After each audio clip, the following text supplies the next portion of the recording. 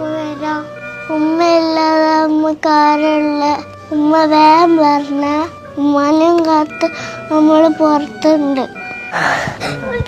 ഉമ്മാനെല്ലാരും സഹായിക്കണം. ഒന്നുമില്ല കേട്ടാ. 24 മണിക്കൂർ കൊണ്ട് ഈ 2 പിഞ്ചു മക്കളുടെ ഉമ്മയായ 33 വയസ്സ് മാത്രം പ്രായമുള്ള കൊച്ചു സഹോദരിയുടെ സർജറി നടക്കേണ്ടതായിട്ടുണ്ടെന്നാണ് കണ്ണൂർ ആസ്റ്റർ മിംസ് ഹോസ്പിറ്റലിലെ ഡോക്ടർമാർ അറിയിച്ചിട്ടുള്ളത്. എത്രയും പെട്ടെന്ന് 15 ലക്ഷം രൂപയോളം അടിയന്തരമായി നാം സമാഹരിച്ചാൽ മാത്രമേ ഈ കൊച്ചു സഹോദരിയുടെ സർജറി നടക്കുകയുള്ളൂ.